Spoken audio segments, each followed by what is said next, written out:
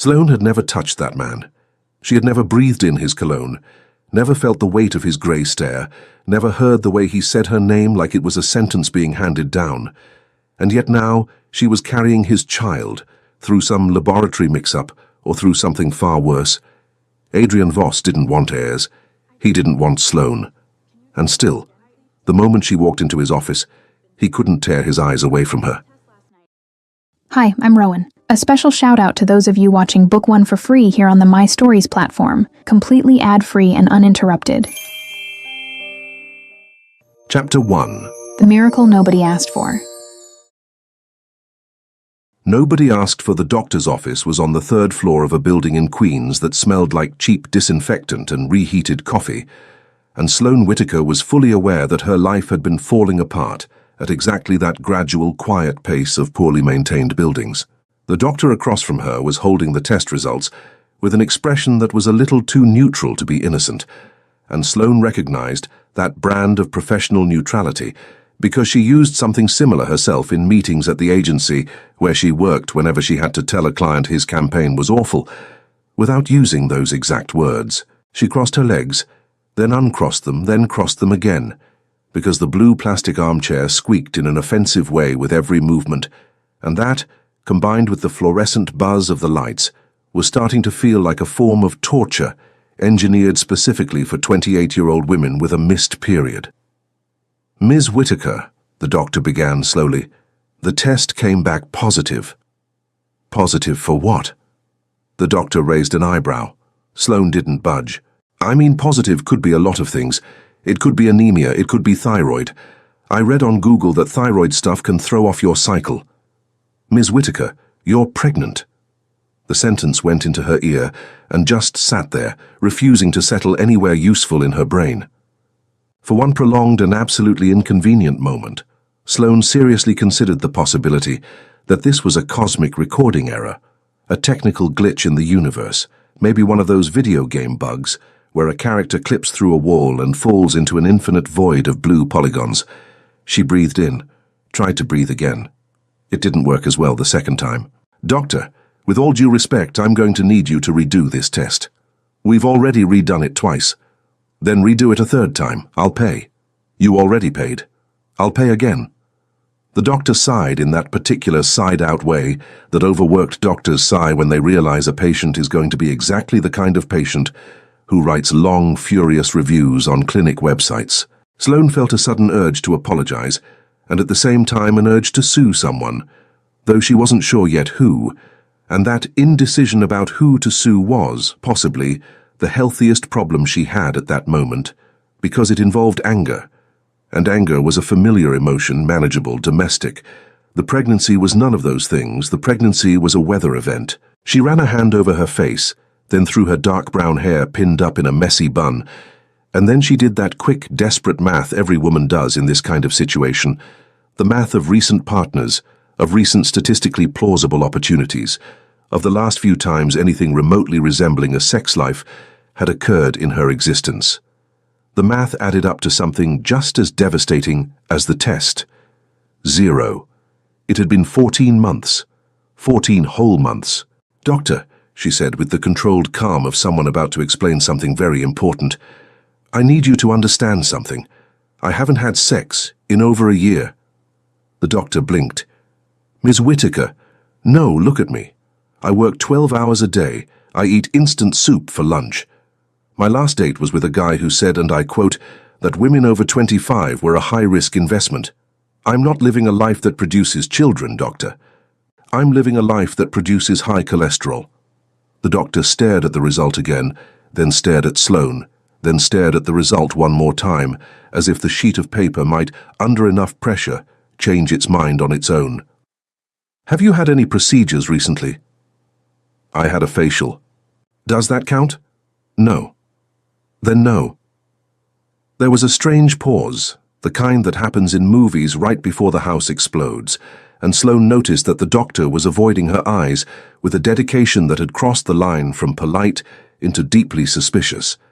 The buzz of the lights got louder, or maybe that was just her, but something in the room felt like it had tilted toward the wrong side of gravity. How long ago did you go to the Hartwell clinic? The question came out light, casual, and that was exactly why it stung.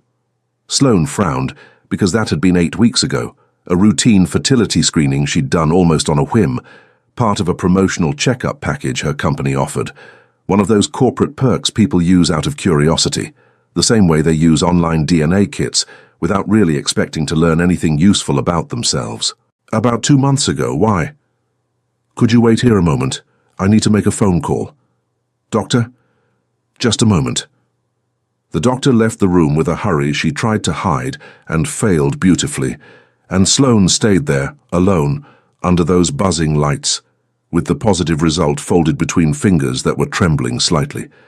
For the first time in a long while, she seriously considered crying. Then she considered laughing. Then she considered calling her mother and pretending she still lived in Ohio and that none of this was happening. She picked the most sensible option. She grabbed her phone and Googled, "Is it possible to get pregnant without sex, without insemination, without anything scientifically possible?" The results were, on the whole, disappointing.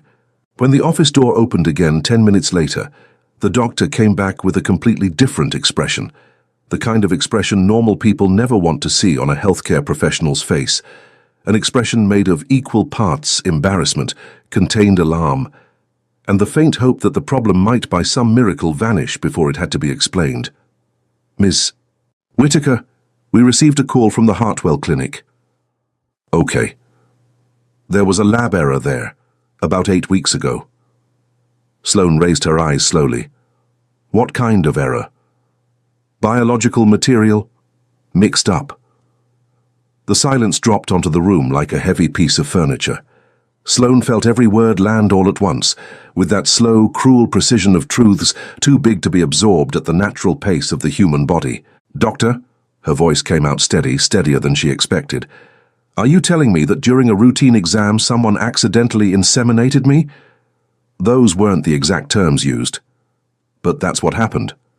There was an unauthorized exposure to viable biological material, yes. "Doctor, that's literally what I just said, only written by a lawyer." The doctor opened her mouth, closed it, and then did that thing humans do when they know there's no diplomatic way out.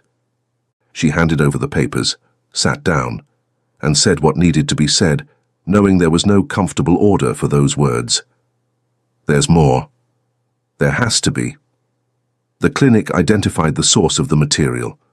"Great, great. Let's keep walking down this nightmare road all the way to the end. I'm already here anyway." "The donor is a clinic client who stores material for personal future use." "Doctor, Ms. Whitaker, the name on file is Adrian Voss." Sloane blinked again. The name took a second longer than usual to process, because it came wrapped in layers of unreality. The civilized brain has trouble unraveling quickly. Adrian Voss. The name was familiar, the way the names of hurricanes were familiar, the way people in Manhattan recognized Wall Street Journal headlines without ever reading the full article. Voss, of Voss Pharmaceutical. Voss, the man who'd been on the cover of Forbes twice that year alone. Voss, the billionaire who bought entire companies before breakfast and fired entire boards of directors before lunch, and who, according to a profile she'd read out of pure morbid entertainment while waiting in line at the grocery store, had stated publicly in more than one interview that he considered fatherhood a form of contractual vulnerability. That Adrian Voss. "No," Sloane said, and the word came out firm, almost pedagogical, as if reality properly scolded might reconsider its decision. "No, this isn't possible, Doctor. I'm not accepting this. Ms. Whitaker, I'll tell you what's going to happen. You're going to call the clinic. You're going to tell them there's been an error in the error, that there's been a miscommunication about the error, and everything is going back to a place where I'm just a normal single woman with bloating and a late period. It doesn't work that way. I'll pay extra. It doesn't work that way." Sloane closed her eyes. For a moment she genuinely considered the possibility that this was a dream, one of those very vivid ones induced by cold pizza and accumulated stress. But the blue armchair kept squeaking, and the result kept reading positive, and the name Adrian Voss kept hanging in the office air with the uncomfortable persistence of an onion smell. "Doctor," she opened her eyes, and the calm had returned. The dangerous kind of calm, the kind that precedes actions involving lawyers or broken objects. I need you to give me absolutely everything that lab sent over. Everything. Every piece of paper. Every protocol. Every comma. I'm getting in a cab right now. To go home? No, Doctor. Sloane grabbed her bag, stood up, felt the floor under her feet, still solid, still real, still pretending to be normal, and realized with the cold clarity that tended to arrive at the worst moments of her life, that normal had just died of sudden death right there, in that cheap office, under those buzzing lights. I'm going to Voss Pharmaceutical. Ms. Whitaker, maybe it would be better to call a lawyer first. Doctor, Sloane smiled, and it wasn't a pretty smile. I'm a creative director at an ad agency in Manhattan. I deal with men who think they're gods every day before lunch. I'm going to walk into that building.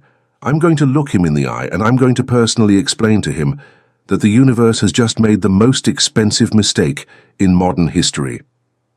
Across the island, on the 47th floor of a dark glass building that looked like it had been engineered specifically to intimidate pedestrians, Adrian Voss already knew. He had known for exactly 37 minutes. The information had arrived in the form of a discreet envelope, delivered by an assistant who knew the bad news protocol well, who knew to knock twice on the office door, wait for the answer, walk in without comment, and walk out without making eye contact, because Adrian Voss was not a man who appreciated an audience during moments of emotional processing, especially because Adrian Voss, in theory, did not admit to having moments of emotional processing. In that instant, however, he was having one, in absolute silence. Standing at the window, the report open in one hand and a glass of whiskey close enough to his fingers to suggest reflex rather than any real intention to drink, Adrian Voss was looking at the city below with the fixed, distant expression of a man who had just discovered that the universe, against all of his carefully engineered predictions, possessed a sense of humor. He didn't raise his voice. He didn't throw anything against the wall. He didn't summon anyone with shouts. His silence was worse than any of that, because his silence was the kind of silence that preceded expensive decisions, mass layoffs, and lawsuits written in small, definitive print. The report used the word incident. Adrian considered that word choice a personal insult. Incidents were things like spilling coffee on a suit. Incidents were flat tires on secondary highways. What was in that report was not an incident. It was a violation of a protocol, of a contract, of a body he had never known. And more disturbing than any of that, of the carefully paved project he called, with no irony at all, his life. He read the name again. Sloane Whitaker, 28 years old, Manhattan, creative director, single. It wasn't the kind of information that usually held his attention. On any other day, in any other context, that name would have been one more line in an HR report. On that day, however, that name carried the geological weight of an entire continent. The intercom buzzed. Mr. Voss? His assistant's voice came out tenser than usual. There's a woman in reception. She doesn't have an appointment. Adrian didn't turn around. Name. Sloane Whitaker. For an instant, something dangerously close to a smile crossed the corner of his mouth, without asking permission and without staying long enough to be photographed. He set the glass down on the desk, slowly, with the surgical precision of someone placing a chess piece exactly where it intended to checkmate. Then he laid his eyes on the report, on the name, on that simple line that contained within it an unforeseen variable he didn't yet know how to classify. And for the first time in a long while, Adrian Voss realized he was about to have a conversation he hadn't prepared for. He hated that. And in some very deep, very old, very poorly locked part of himself, he realized he was curious. Send her up. Sir, she's quite agitated. Send her up, Margaret. He turned toward the door, adjusted his jacket, waited. And 47 floors below, inside a brushed steel elevator that smelled of other people's expensive perfume, Sloane Whitaker pressed the button for the top floor with the contained force of a woman who, 40 minutes earlier, had been just a creative running late for a Greek yogurt brief, and who now, without having asked any deity for permission, was carrying inside her own body the unauthorized air of the most dangerous man in New York. The elevator mirror reflected her face, pale, determined, mildly homicidal. She took a deep breath and said to her own reflection, in the calm tone of someone rehearsing a TED talk on personal catastrophes, "All right, Sloane, you're just going to have a conversation with a psychopathic billionaire about your uterus. You've got this." The elevator climbed, and somewhere above, in absolute silence, Adrian Voss waited. Chapter 2. The 47th Floor. The elevator stopped with that velvety smoothness that only existed in buildings where the monthly rent on a single office equaled a doctor's annual salary, and Sloane Whittaker realized, as she walked through the doors that had opened without making a sound, that she had stepped into an environment designed specifically to make visitors feel small. The black marble floor reflected the ceiling. The ceiling reflected the floor. Suspended between the two in a kind of corporate purgatory sat the reception desk, where an immaculate woman typed without looking at her keyboard and without needing to look at Sloane either, because the kind of person who worked there had already developed a sixth sense for detecting hurricanes in human form. "Miss Whittaker," the receptionist said with a smile clearly trained in a Swiss laboratory. "Mr. Voss will see you now." "How convenient," Sloane muttered, because I was about to barge in anyway. The receptionist didn't react, and Sloane respected that, because keeping a neutral face in front of a woman visibly ready to pick a fight with a billionaire required a level of professionalism that deserved a year-end bonus. She followed the indicated hallway, passing glass walls that opened onto rooms where men in suits looked like they were solving problems involving entire countries, and tried to ignore the increasingly uncomfortable feeling that her beige Banana Republic cardigan wasn't exactly dressed for the occasion. The door at the end of the hallway was double, dark and open. She walked in. And there, against the panoramic glass that displayed all of Manhattan, as though the city had been served up to him personally for dessert, stood Adrian Voss. The first thing Sloane thought, and she thought it against her will, was that the Forbes photos didn't do him justice. The second thing she thought was that this was deeply irritating, because men of his sort already had too many advantages without needing to be photographically shortchanged on top of it. He was tall in a way that seemed calculated. The suit was charcoal grey, no tie, the top collar slightly open in that specific kind of carelessness that cost much more than full care. His dark hair was combed back with the precision of a man with a personal barber. And the eyes were the problem. The eyes were a pale grey, the kind that looked washed out in photos, and that, in person, looked at people the way someone might look at a poorly formatted spreadsheet. "Ms. Whittaker." His voice was low, with a calm that bordered on insulting. Sloane felt her spine harden because she knew that tone. She used that tone in meetings with difficult clients, and she realized with an uncomfortable jolt that she was being met with her own weapon. "Mr. Voss," she answered with equal care. "I imagine you know why I'm here." "I imagine I do." "Good. Then we can skip the introductions." She crossed the room. Her low heels clicked against the floor in a way that, in that silence, sounded too loud. He watched her approach with the fixed expression of a man studying a painting at auction, and Sloane had the extremely unpleasant sensation of being graded on a point scale like an investment portfolio. "May I offer you something?" he said. "Coffee? Water? You can offer me an explanation."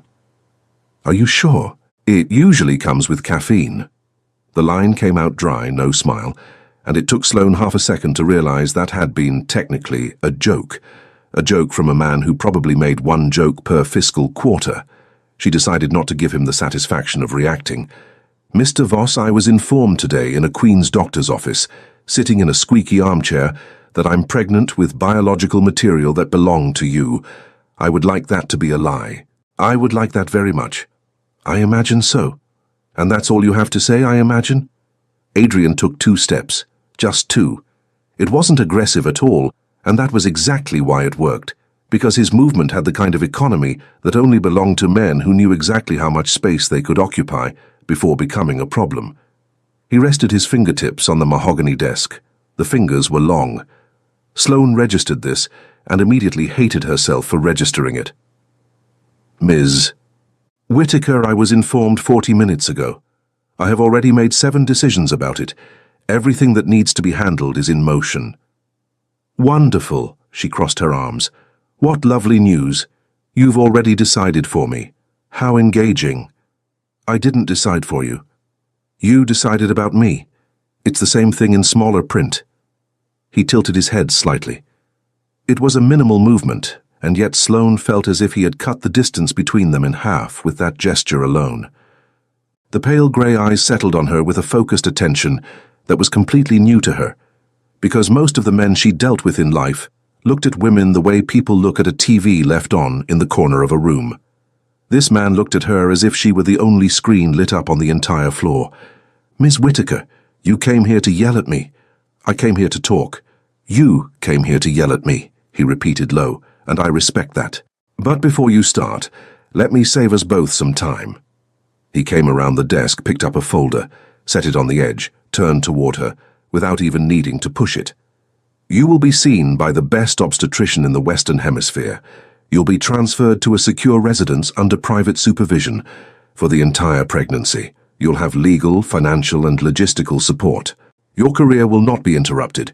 Your agency will pick up a substantial new client in the next 2 weeks, with no apparent connection to this matter, and you'll be able to keep working remotely under whatever excuse you prefer." Sloane looked at the folder, looked at him, looked at the folder again. "You're offering me a corporate package. I'm offering you a solution. I'm a person, Mr. Voss, not a department. You," he said, without raising his voice a single millimeter, "are now carrying the only biological heir I never planned to have. In practical terms, that makes you the most relevant variable in my estate planning for the next 3 decades. You can call that whatever you like. I call it a priority." The room went silent for a length of time that wasn't comfortable for either of them. Sloane felt the heat climb up the back of her neck. It wasn't shame.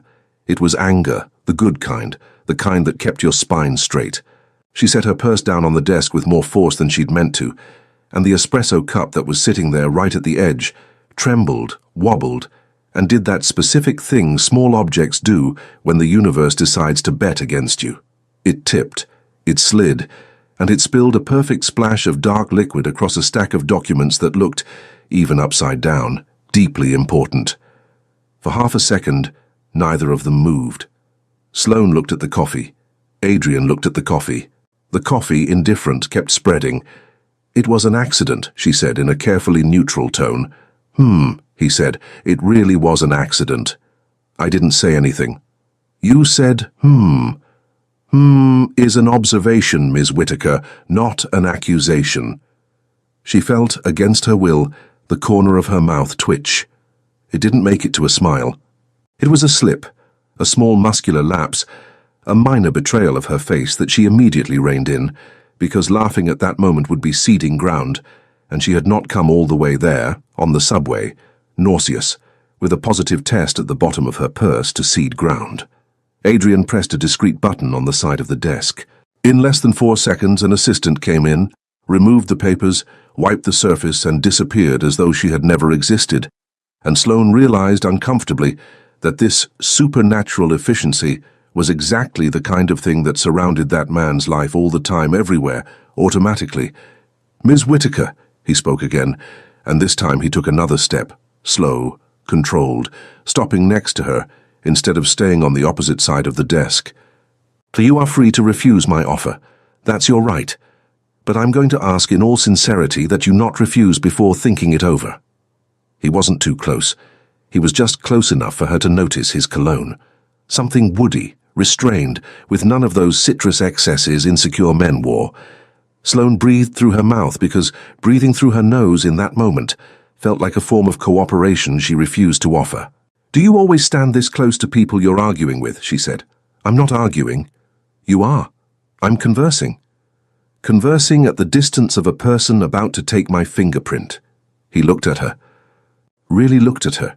In that way she had already felt the moment she walked into the room, but that now up close was 100 times worse, because the pale grey eyes had a layer of genuine attention beneath the coldness, and that attention was the thing that bothered her most, because it was impossible to return with indifference. "So you are more difficult than expected. You expected something from me. I expected you to come. How convenient. I also expected," he continued, in no hurry, "that you would bring the test with you in your purse." Sloane blinked. He knew. He already knew before she'd even walked in exactly what was in there. And worse, He seemed to have done the math on the speed of her subway ride, on the probability of her hailing a cab, on the average emotional processing time of a 28-year-old woman receiving news of that kind. That should have been frightening. And it was. But it was also in a place she wasn't going to admit to herself anytime soon, to a minimal degree, offensively attractive. She took a step back. "Mr. Voss, I am not moving in with you. That isn't exactly what I proposed. That is exactly what you proposed with more elegant words. Ms. Whittaker, Sloane."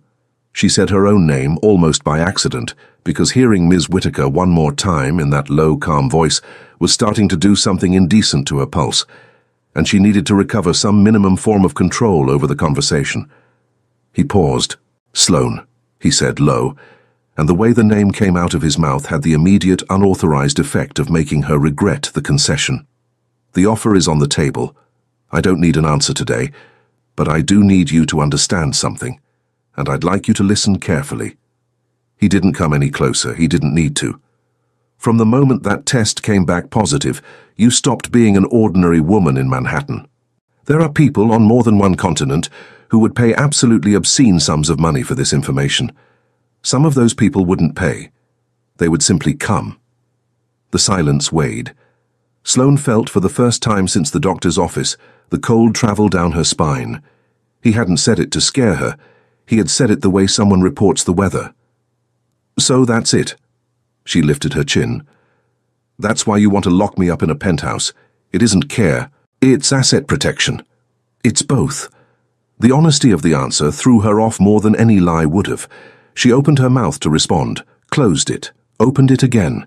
His eyes stayed on hers, and she realized, in a very brief and very dangerous instant, that she wasn't the only one being rattled by the conversation. There was something in his jaw, a minimal tension, almost invisible, that didn't belong to an indifferent man. "I need to think," she said finally. "Think. I'm leaving now. All right. I don't need a car or a driver or an escort or anything that involves the last name Voss." "As you wish." She picked up her purse. He didn't move. She crossed half the room. He still didn't move. And it was when she already had her hand on the doorknob, about to walk out of that floor and pretend for a few more hours that her life still belonged to her, that his voice reached her from behind, low, calm, and absolutely impossible to ignore. "Sloane." She stopped. She didn't turn around. "Yes? Lock your door tonight." She closed her eyes. She left without answering.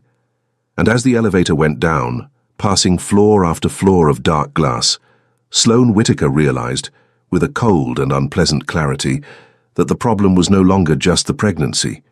The problem was that in 42 minutes of conversation with a man she had sworn to hate, she had already noticed his cologne, the shape of his hands, the line of his jaw, and the way he said her name. And the problem, inside the problem, was that, up there, on the 47th floor, against the panoramic glass, Adrian Voss was still standing in the same spot, looking at the door she had walked out of, with the same minimal tension in his jaw. And neither of them at that moment knew yet that this would be the last night they could, with any honesty, pretend they didn't know each other. Chapter 3. The Politics of No Sloane. Whittaker spent 3 days pretending nothing had happened, and the result of that strategy was that everything kept happening, just harder and with less warning. She woke up on Thursday, made coffee, burned a piece of toast, seriously considered the possibility that burnt toast was, in fact, a complete metaphor for human existence, and then opened her phone to find exactly 42 notifications from unknown numbers, 3 emails from journalists who shouldn't have had her address, and a basket of tropical fruit at her apartment door with an unsigned card that read, in printed letters, "I recommend the mango. A.V." She looked at the basket. Looked at the mango. Looked at the basket again. What a ridiculous man, she said out loud to no one, because the neighbor's cat, which had wandered into the hallway, clearly wasn't interested. She dragged the basket inside with her foot. She didn't eat the mango. She ate the pineapple on principle because the pineapple had not been recommended, and therefore eating the pineapple was a subtle form of political resistance. Sloane Whitaker's fifth bout of rage that day occurred at 11:15 in the morning, in her office at the agency, when her boss walked into her room with his face half startled, half thrilled, half stuffed with the croissant he insisted on eating while walking. "Sloane. Patrick. Sloane. Patrick, are you going to say my name twice, or are you going to say something? We landed Voss Pharmaceutical." She stopped typing. "We what?" "Landed it. The account. The whole thing. Brand repositioning, global launch, all of it. They called last night. They specifically asked for you."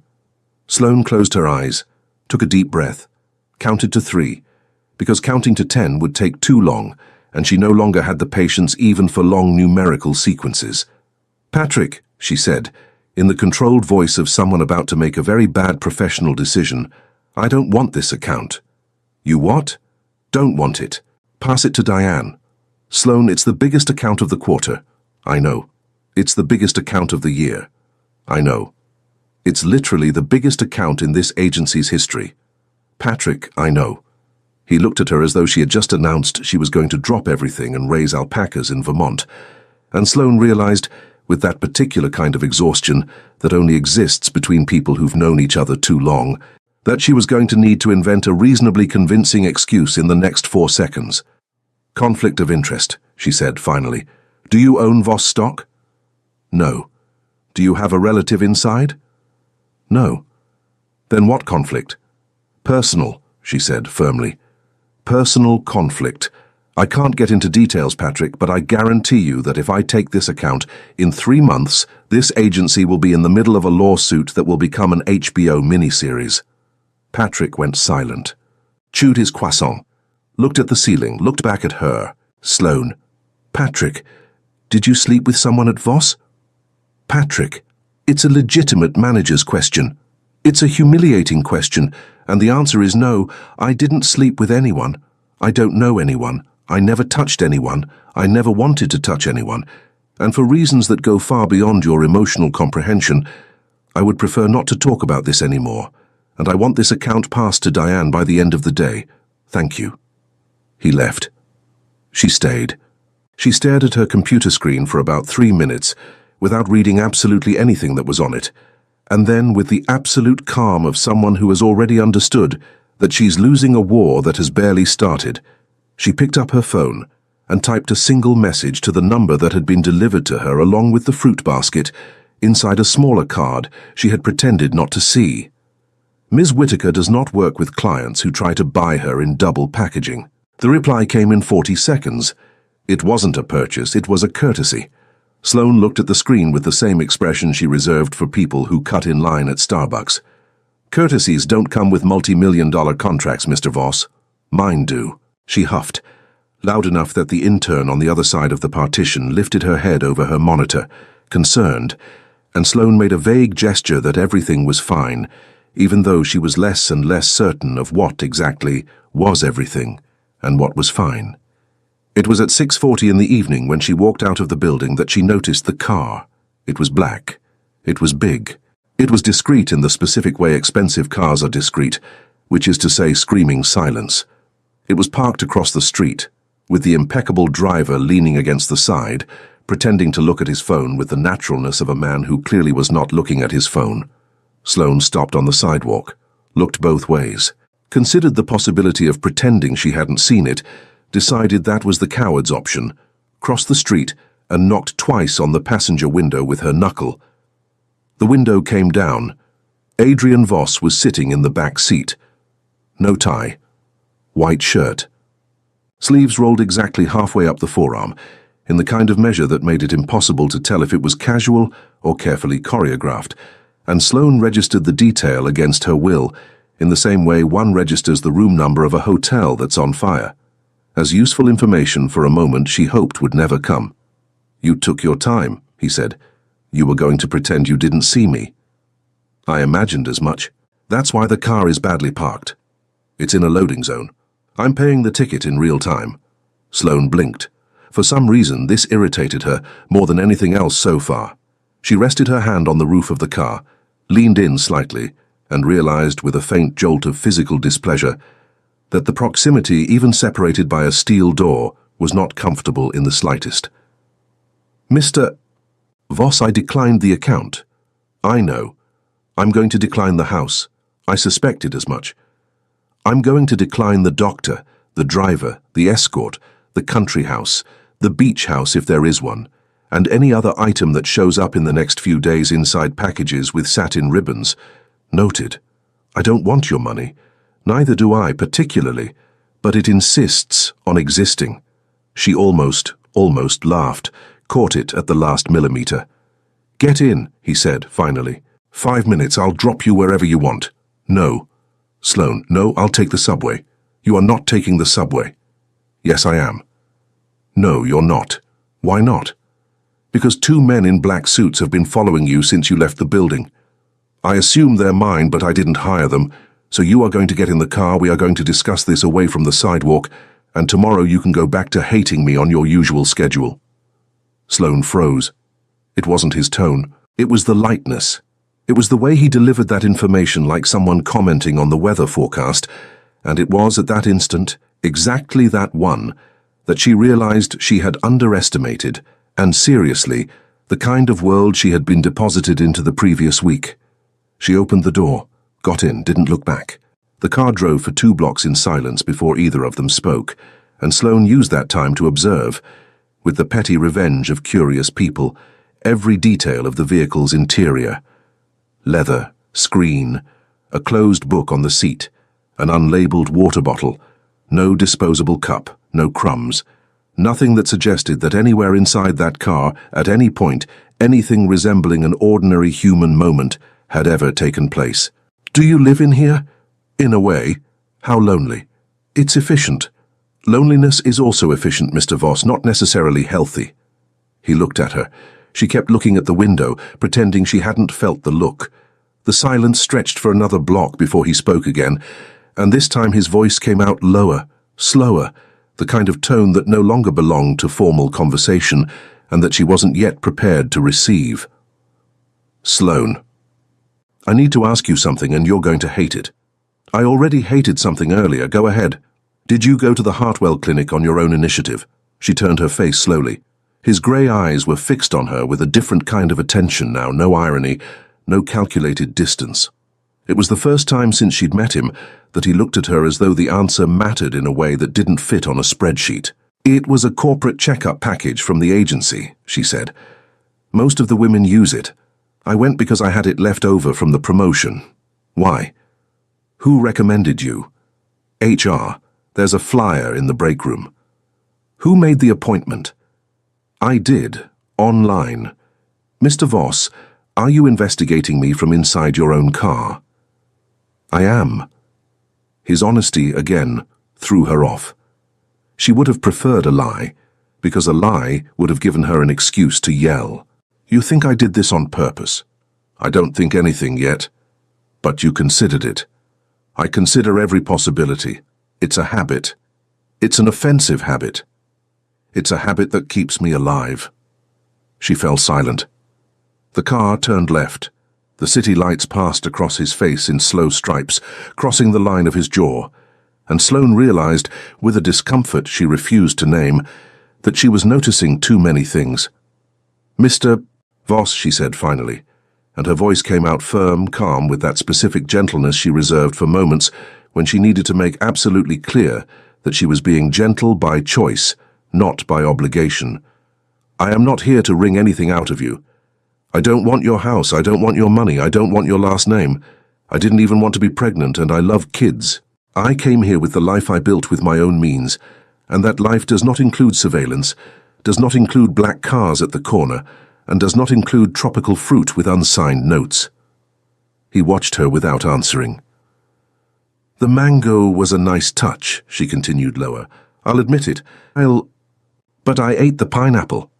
There was a tiny pause, and then against every reasonable expectation of social physics, something very much like a smile passed across the corner of Adrian Voss's mouth. It wasn't a full smile. It was a quarter of a smile, maybe less, the kind she only noticed because she was looking at exactly the right spot, at the wrong moment, in the most compromising way possible. You ate the pineapple out of spite. I did. On principle? Exactly. There's that again. Is an observation, Sloane. Is your way of not admitting that you find this funny? He didn't deny it, and it was worse.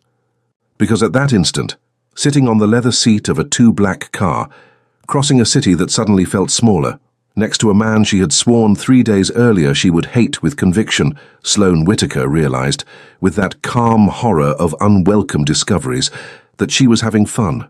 For half a second, maybe a whole one. And that this was possibly the most serious problem she had faced that week, and the week had already faced a pregnancy without sex, a billionaire with controlling tendencies, and 2 men in black suits she still did not have the mental courage to process. The car stopped. She looked out the window. It was the door to her building. How he knew the address she didn't ask, because she wasn't ready for the answer. Sloane. Mr. Voss. Lock the door. You already told me that. I'm going to keep telling you. She opened the car door, got out, didn't look back, because looking back would have been a confession of some kind, and she wasn't yet emotionally prepared to confess anything, not even to herself. The car only pulled away from the front of the building when she was already in the elevator, and Sloane noticed it for the simple reason that she looked out the 4th-floor window, behind the curtain, hidden like a teenager, and hated herself completely for it. Up there inside the apartment, the silence was the same as always. She locked the door, locked it again. And, for the first time in 3 days, she realized the gesture didn't carry the same meaning anymore. Chapter 4. The Move.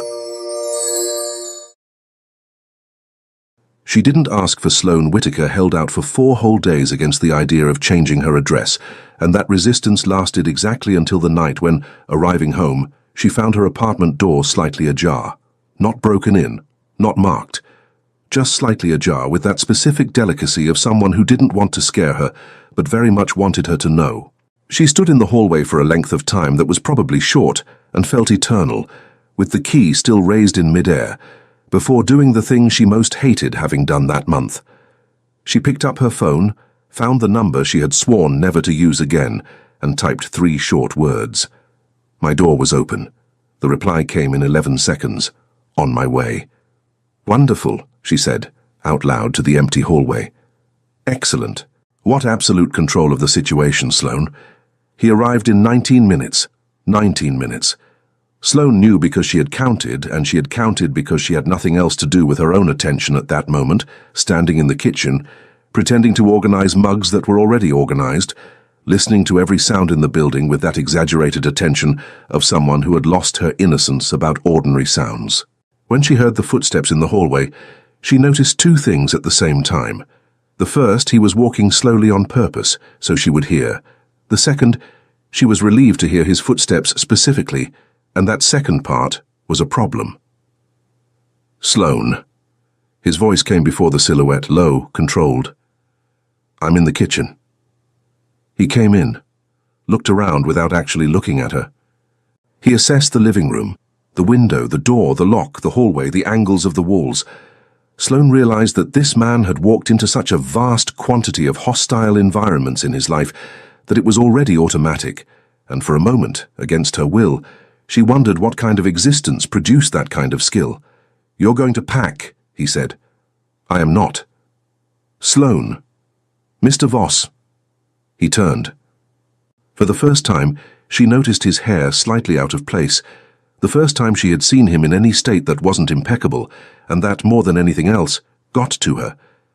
A man like Adrian Voss did not walk around with bad hair. A man like Adrian Voss had come running. Sloane, listen carefully, I'm not asking, and I'm not agreeing. I'll use small words. The door was opened without force. That means 2 possibilities.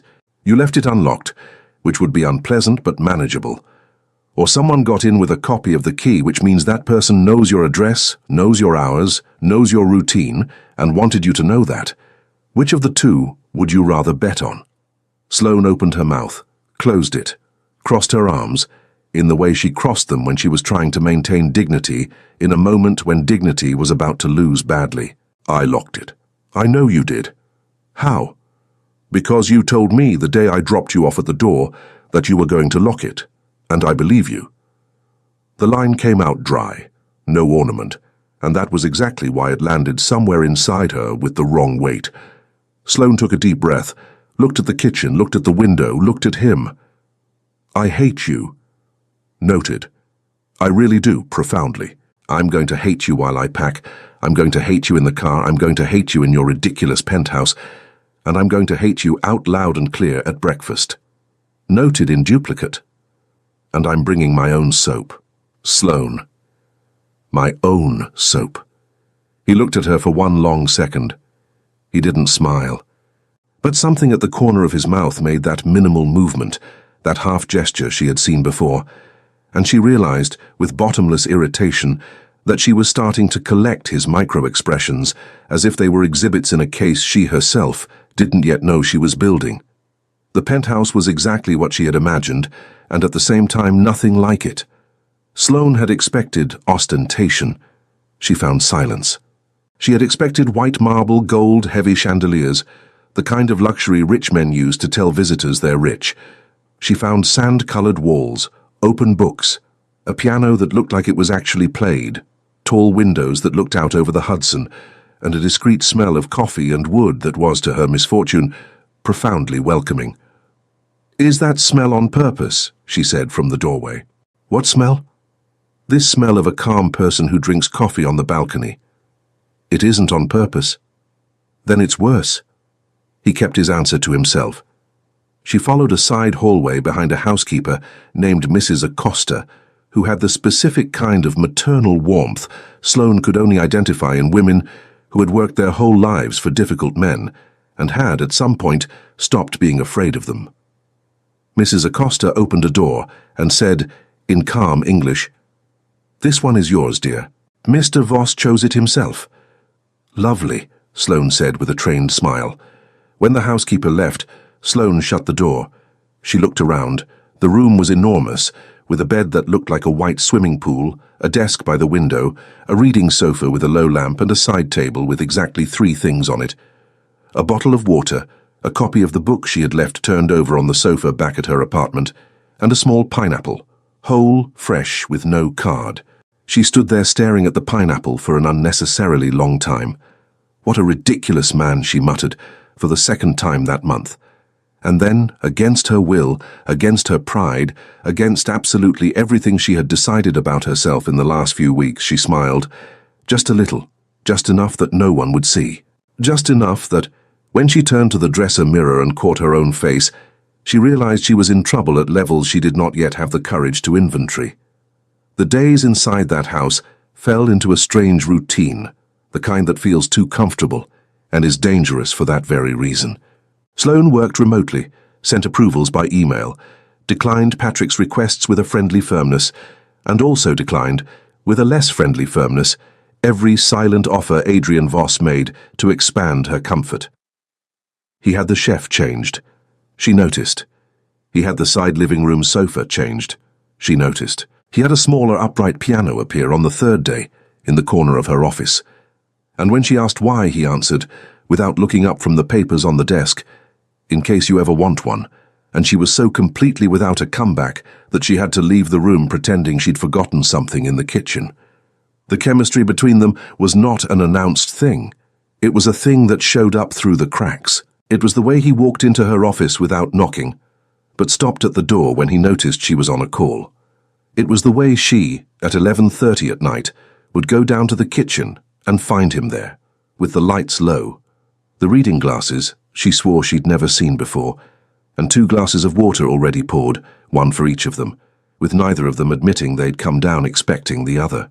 It was the way he said Sloane and she said Voss, and the distance between the 2 names kept getting somehow shorter with every repetition. It was on one of those nights that she asked, "Why don't you sleep?" "Work. Lie." "Don't me, Voss."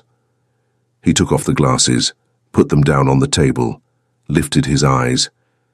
And for the first time she noticed genuine exhaustion in them, the kind men like him kept very well hidden most of the time, and that at some point slips out. "I've slept badly since I was a kid." "Why?" He looked at her for a while. Sloane thought he wasn't going to answer, and when he did answer, his voice came out lower than she expected. Because in the house where I grew up, sleeping was the time when things got broken. There was a very specific pause in the kitchen, the kind in which the silence thickens and neither of them knows who's supposed to speak first.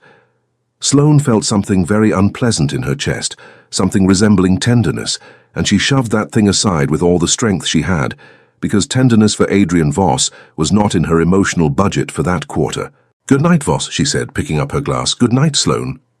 She climbed the stairs with the feeling that she had just walked out of a place she shouldn't have walked into, and slept badly, and dreamed of pianos, and woke up irritated with herself.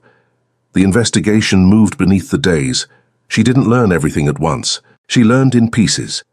Because men like Adrian Voss do not distribute complete information, they distribute the exact amount of information that serves their plans for that specific week. But she noticed enough. She noticed it in the looks exchanged between him and the head of security, a middle-aged man named Reyes, who had the neck of a bull and the manners of a monk. She noticed it in the reports he closed too quickly when she walked into the room. She noticed it, especially, on the day the Hartwell Clinic showed up on the front page of a local paper with the headline, "Investigation into Irregular Procedures." And she looked at Adrian across the breakfast table, and he simply said, with that supernatural calm of his, "Eat, the egg's getting cold." "Voss?" "Sloane. That clinic, that mistake, it wasn't a mistake." He set down the cup. For the first time all morning, he actually looked at her. "No, it was on purpose. Yes, someone chose to use me. Yes." The word landed on the table between them with the weight of a small, definitive stone. Sloane took a deep breath, pushed the plate away. She couldn't eat the egg anymore, cold or not. "Who? I don't know yet, but I will. I want to know with you." "Sloane. With you, Voss." He watched her for a long while, and she realized, with the kind of cold clarity that only showed up in those moments, that he was weighing not the request itself, but whether she would withstand the answer.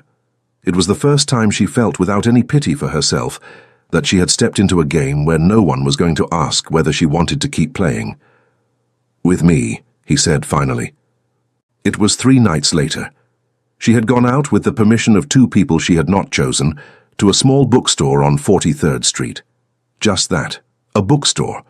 A specific whim of a pregnant and stressed woman who was starting to use books as a measure of emotional stability.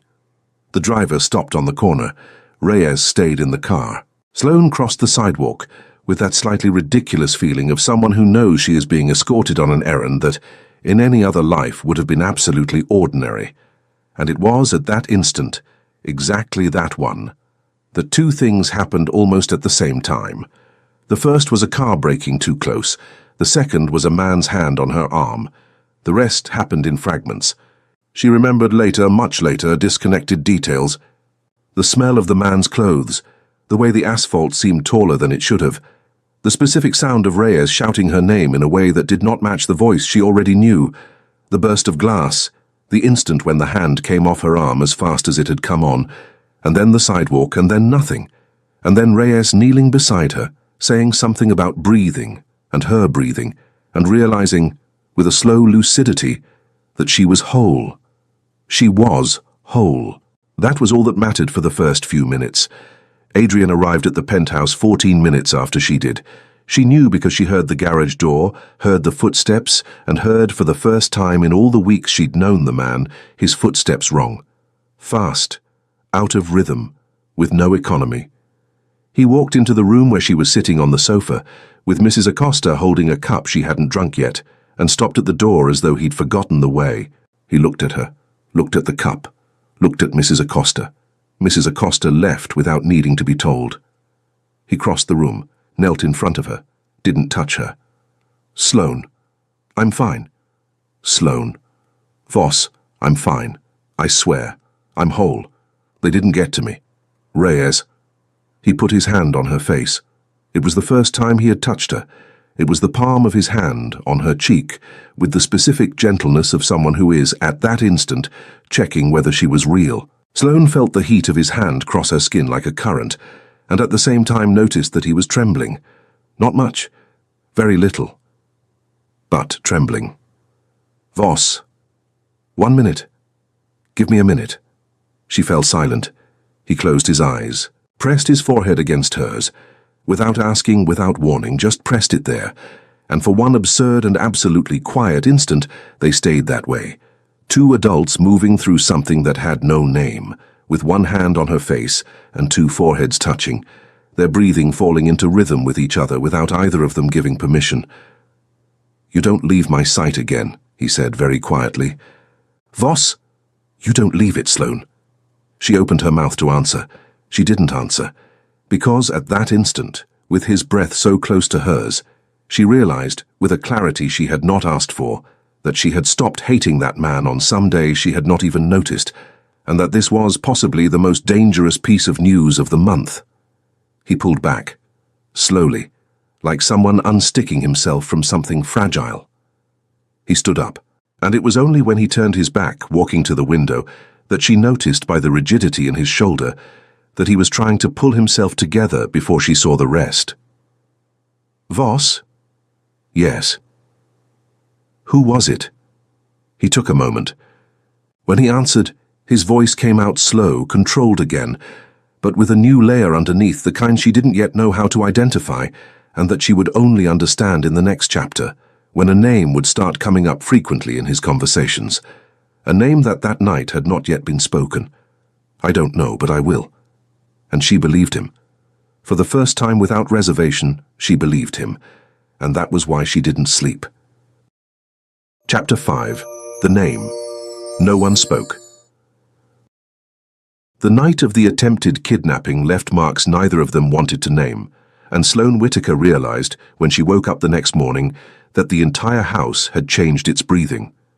The staff moved more slowly. Reyes no longer left the floor. The windows in the side living room had been replaced during the early hours by darker, thicker, quieter glass.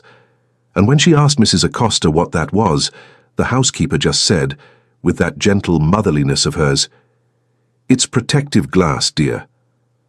"What kind of protection?" "The kind Mr. Voss had installed at 1 in the morning."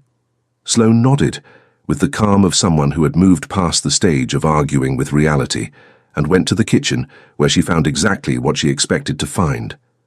Adrian standing at the counter, with a grey shirt with the top collar button undone, his hair still damp from the shower, and a cup of coffee that seemed forgotten in his hand.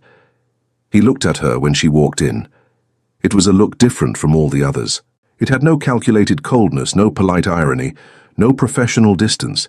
It had exhaustion, and something underneath the exhaustion she had not yet had the courage to name. "Good morning," she said. "Good morning. Did you sleep?" "I slept." "Lie." "Sloane." "Voss." He didn't deny it again. He pushed a cup toward her, without needing to ask how she took it.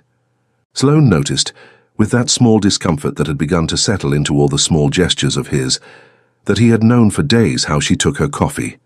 A little milk, no sugar, hot but not boiling. Things that not even Patrick, who had worked with her for 5 years, had managed to memorize. "Voss. I need to ask you something." He set down the cup, crossed his arms, waited.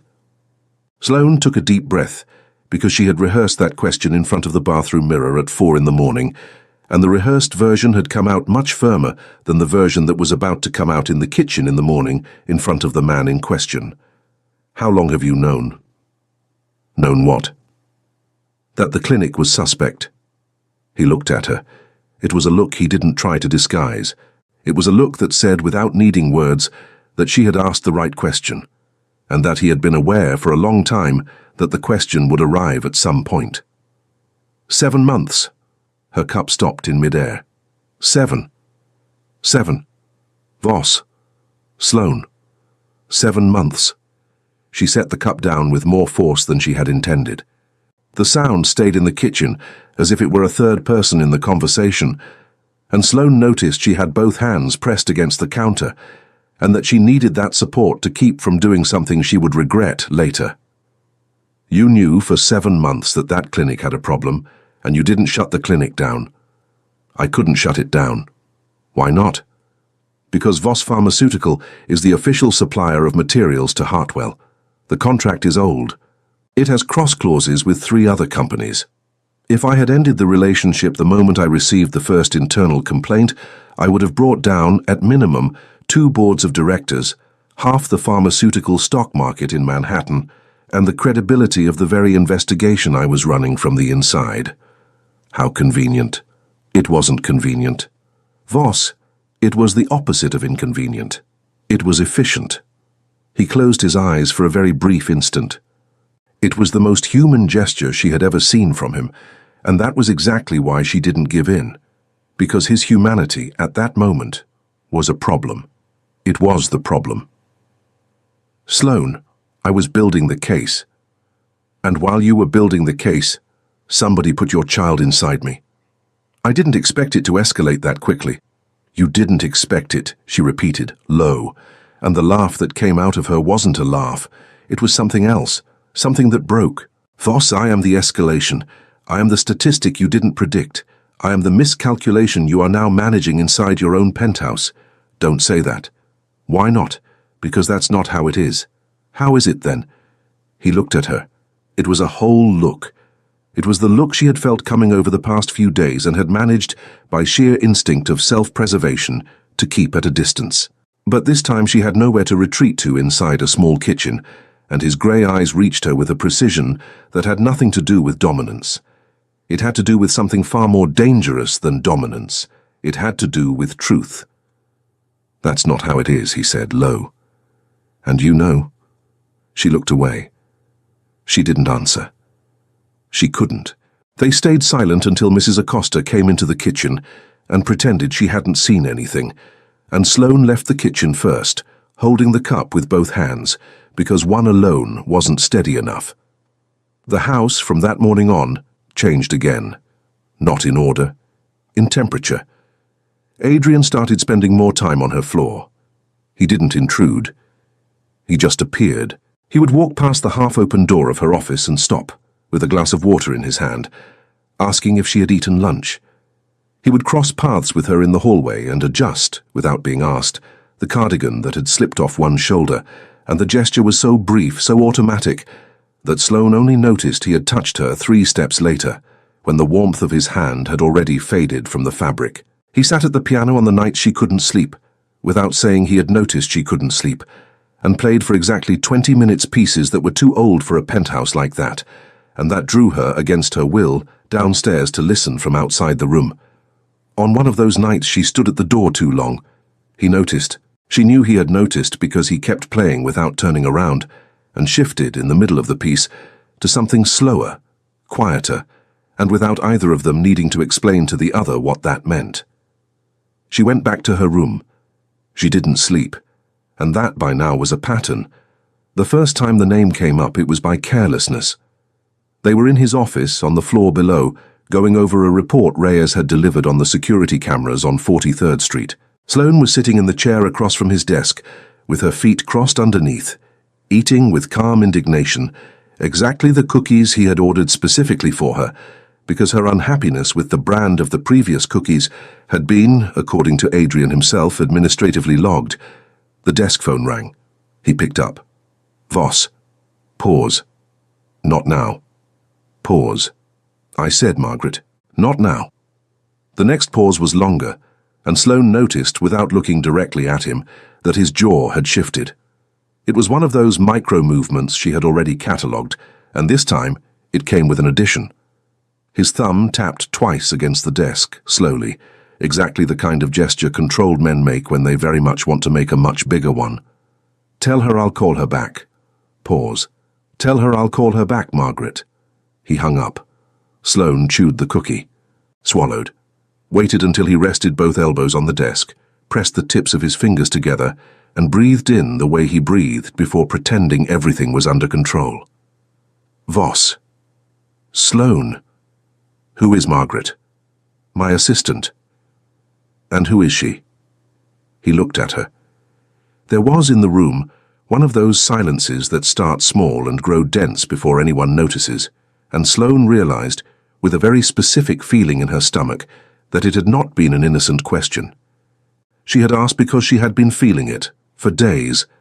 Through meetings closed too quickly, through calls he ended the moment she walked in, through a name Reyes had let slip once in the hallway and immediately pulled back, like someone dropping a hot knife. Past, he said. The word was dry, short. It was the kind of answer men give when they expect the person on the other end to stop there. Sloane considered stopping there.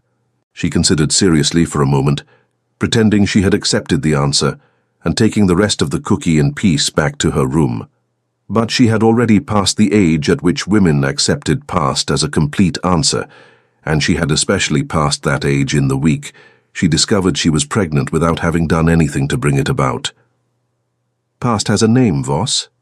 It does. Which? He looked at her for a very long time. For an instant, Sloane thought he simply wasn't going to answer, that he was going to use his old trick of turning silence into a wall. But he answered, slowly. Like someone handing over a key he knows opens the wrong door. Valentina. Valentina. Yes. Valentina what? Rusev. The name stayed in the room the way the sound of the cup the previous morning had stayed. Sloane did not know it. Sloane had never heard it. And still, the moment he said the last name, something fell into place in a way she hated immediately, because it meant that name went with that man in a way her own name didn't, and she realized, with the specific kind of anger intelligent women feel toward themselves in situations like that she was jealous, small, focused, undeniable. Rusev, she repeated. Sloane. Rusev as in Rusev Holdings. Yes. What an interesting coincidence. It's not a coincidence. I know it's not, Voss. I work in advertising. I read the business section even when I don't need to. Rusev Holdings is one of the 3 richest Eastern European families based in New York. And you're telling me that name is the past? He didn't answer right away. He stood up, walked to the window, rested his fingers on the edge, and stayed there looking at the river as if the river had something to add. It was the past for a long time, he said, without turning around. And about a year ago, it became the present again, not by my choice. By her choice. By her father's choice. Voss. Sloane. You're in a negotiation with that family. I am. What kind of negotiation? He turned, slowly. And for the first time in all the hard conversations they had had, he looked at her the way someone looks at a person who is going to need to hear something on some day, and that day wasn't today, and he knew it. Sloane recognized the look. It was the same look she had seen in him the night she asked who it was. It was the look of, I'll tell you, but not now. And she realized with a cold clarity that settled somewhere between her stomach and her chest that this time she was not going to accept a postponement. Voss. What kind? Strategic. Strategic how? Sloane. This isn't the moment.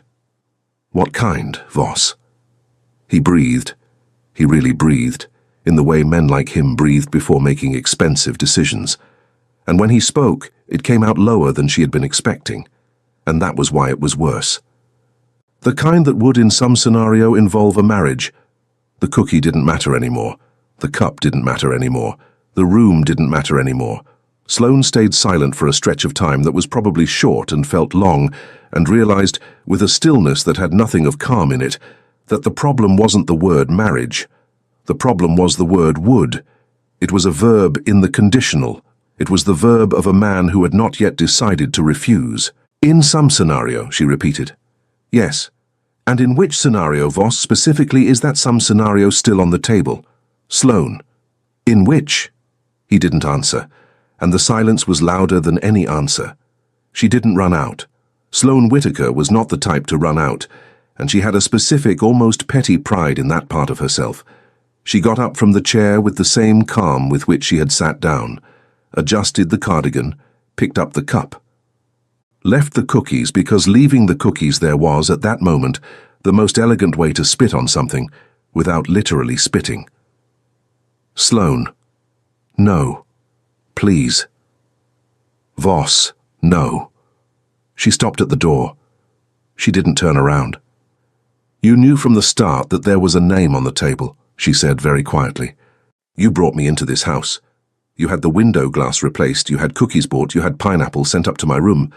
And the whole time there was a negotiation happening on a floor I don't know, with a woman whose name belongs on a magazine cover, and you didn't tell me. I was going to tell you.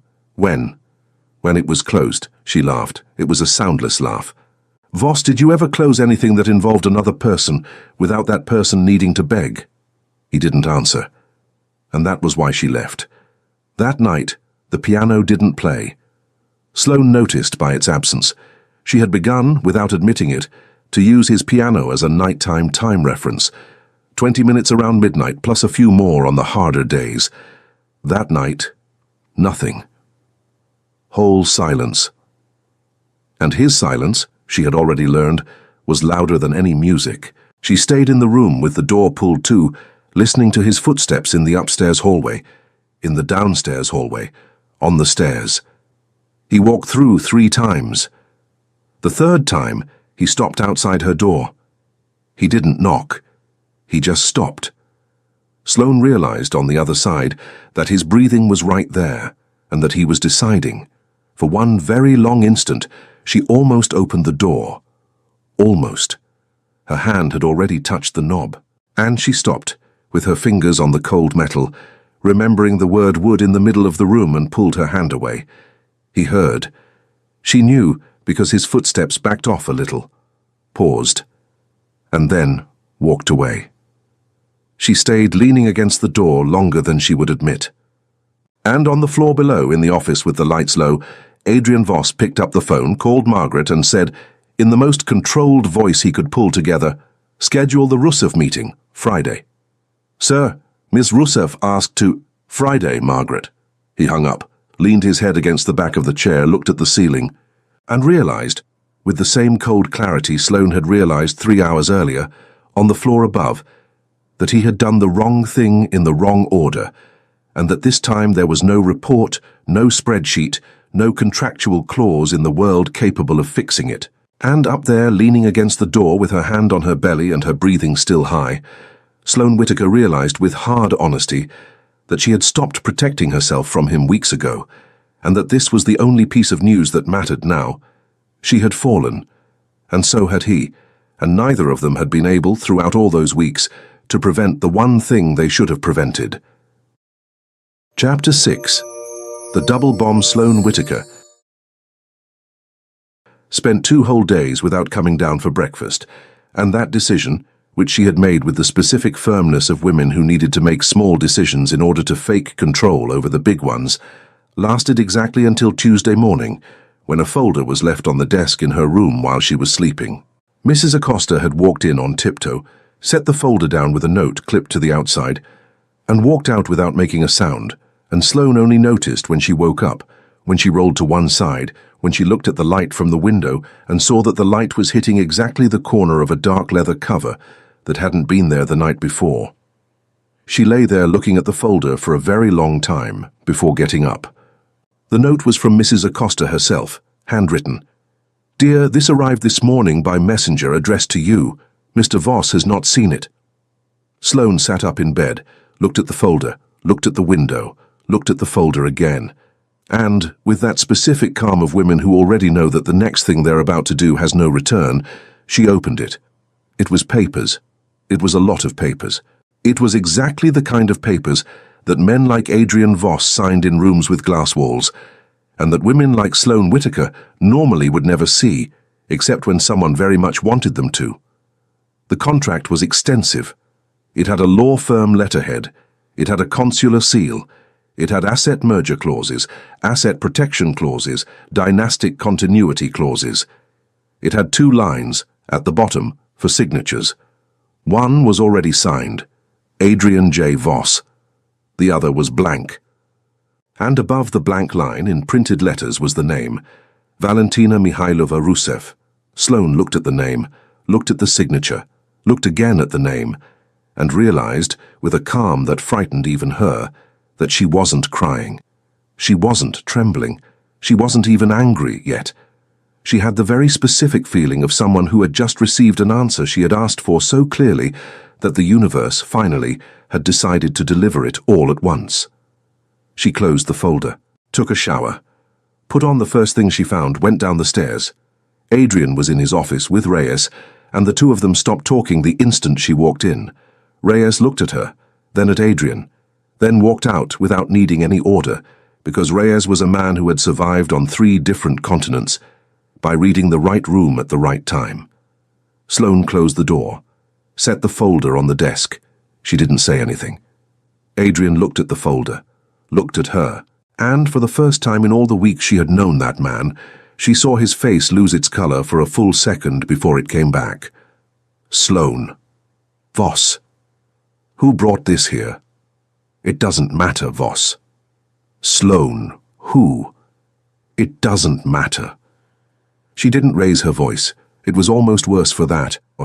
There was a silence in the room that had the specific weight of things that were ending, and Sloane realized without finding it pretty that she had learned from that man over the course of those weeks the difference between loud anger and quiet anger, and that quiet anger was the dangerous one. "I'm not going to ask you for an explanation," she said slowly. "I'm not going to apologize for what I feel. I'm not going to ask how long you've known, because the question is already answered on the first page in the right-hand corner, in a date written out, 3 weeks before I sat down for the first time in that squeaky blue armchair in Queens." Sloane. Voss. I was going to handle it. She laughed. It wasn't a big laugh. It was a short laugh, with no humor at all, the kind women give once they're past the stage of explaining. Handle what, Voss? A detail, an item on the agenda, or the concrete fact that you've already signed a commitment with another woman, and let me put my toothbrush in your house in the meantime? He didn't answer right away. He stepped out from behind the desk, walked to the window. He didn't reach the glass. He stopped halfway with his hands in his pockets. In that way, men like him stopped when they needed to use their bodies physically to contain something that was about to come out without permission. "The contract is old," he said finally. "It was negotiated almost a year ago before you existed in my life. It was thought up to end a silent war between 2 families and to prevent a financial collapse that would involve thousands of people, and none of those people, Sloane, none of them knows they're involved. And neither did I. I know. And you chose for me not to. I chose to delay it. Voss, it's the same thing. It's not. It is." She took a deep breath, rested her fingers against the edge of the desk in the way she had seen him rest his so many times in so many conversations. She realized with a specific kind of sadness that she had begun to copy his gestures without noticing, and that she was going to need to unlearn each one. "Voss." "Yes." "Look at me." He turned, and she saw. For the first time in all those weeks, she saw the whole man, with none of the layers he usually put on before walking into a room. She saw the exhaustion. She saw the specific guilt of someone who knew he had done the wrong thing in the wrong order. She saw, above all, something in his grey eyes that she had seen growing in silence over the past few weeks, and that was there, now, with no disguise, no irony, no distance, and that was why it hurt more. "And me?" she said, low. He took a moment. When he answered, his voice came out exactly the way he didn't want it to, with no control, with no economy. "How you weren't in the plan." The sentence landed inside her with a precision no contract had been able to manage. Sloane felt the air leave her lungs in a different way, felt the palms of her hands grow warm, felt something very old and very new climb up her throat at the same time, and realized with the same cold clarity that was becoming a pattern in her life that that man had just been, at the same time, the most honest and the most cruel he had been so far. Because it was true. And because she knew he wished it weren't. "Voss." "Sloane."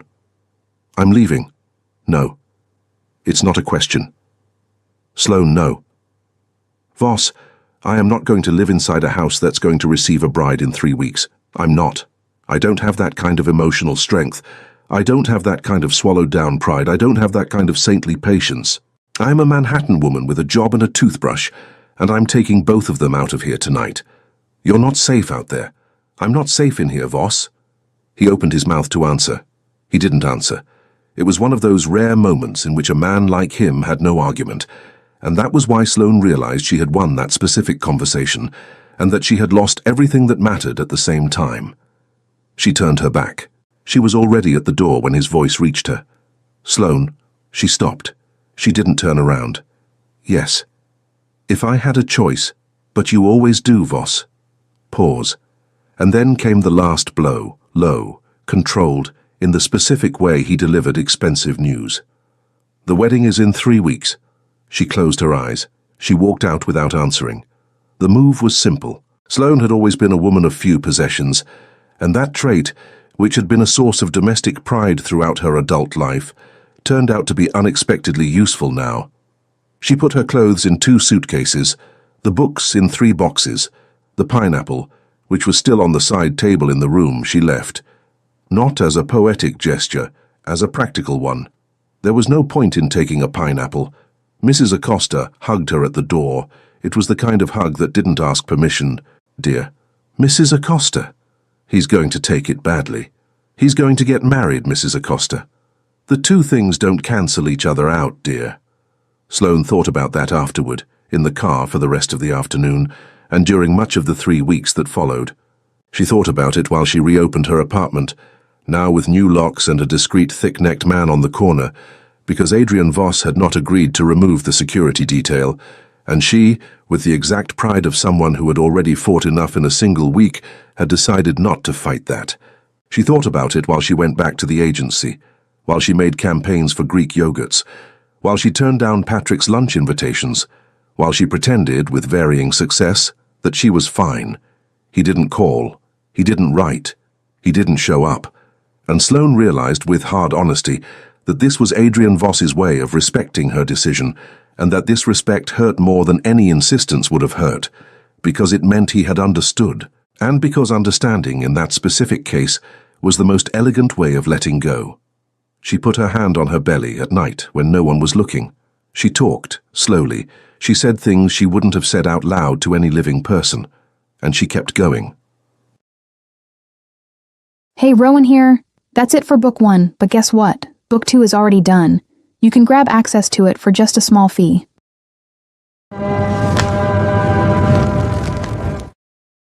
It was on a Tuesday. It was a routine exam, 12 weeks. This time she decided to go to a different clinic with a new doctor, no emotions. But once again the doctor hesitated. The same wrong energy, the same kind of silence that comes before a disaster. "We need to talk," the doctor said. Helena felt her body go cold. There were inconsistencies at the lab. Pause. The sample may not be the only one. Helena feels confused. Despair sets in. And then the second blade rises to the surface. Another patient received material from the same donor on the same day. Helena stops breathing. "Who?" The doctor hesitates and answers, "It's under Sealcan, but the procedure was requested by a name you know." Hard cut. Helena is alone with her hand on her belly, and the phone vibrates.